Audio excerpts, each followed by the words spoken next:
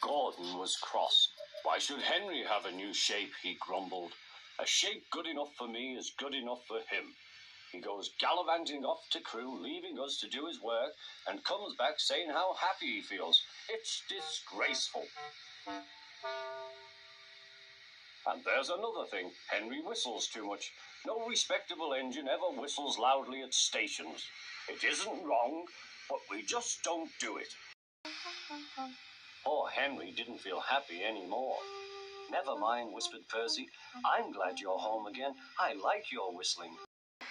Goodbye, Henry, called Gordon. We're glad to have you with us again, but remember what I said. Later, Henry stopped at Edward's station. Hello, Henry, said Edward. You look splendid. I was pleased to hear your happy whistle yesterday. Thank you, Edward, smiled Henry. Shh, shh. Can you hear something? It sounds like Gordon, said Edward, and it ought to be Gordon. But Gordon never whistles like that. It was Gordon. He came rushing down the hill at a tremendous rate. He didn't look at Henry, and he didn't look at Edward. He screamed straight through the station and disappeared. Well, said Edward.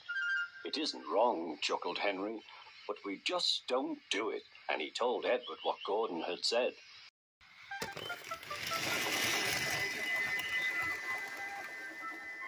Meanwhile, Gordon screeched along the line. The noise was awful.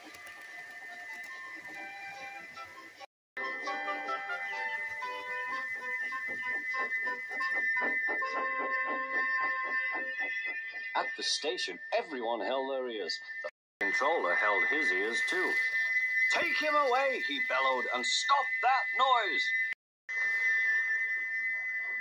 Gordon puffed sadly away, but he was whistling until two fitters climbed up and knocked his whistle valve in place.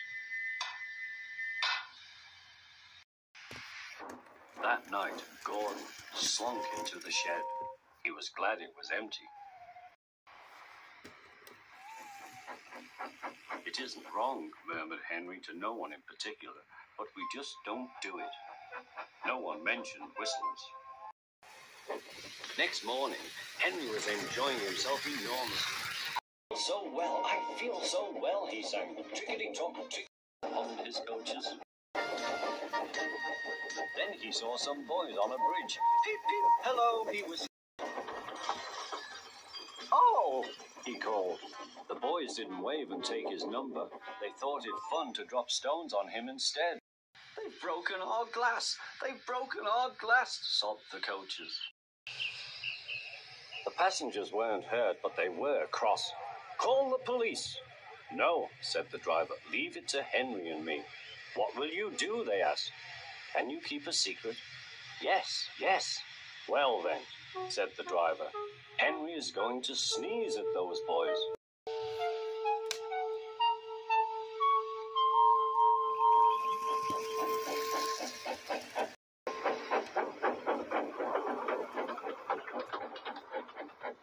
Lots of people were waiting at the station just before the bridge.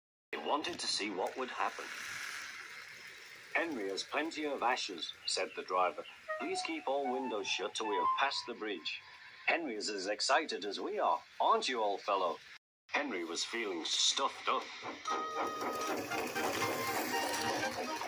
Soon they could see the boys, and they all had stones.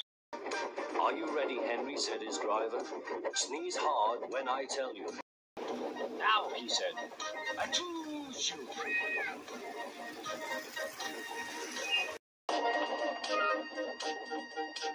Well done, Henry, laughed his driver. Henry went home very pleased with himself. He taught Gordon and silly boys a lesson with a whistle and a sneeze.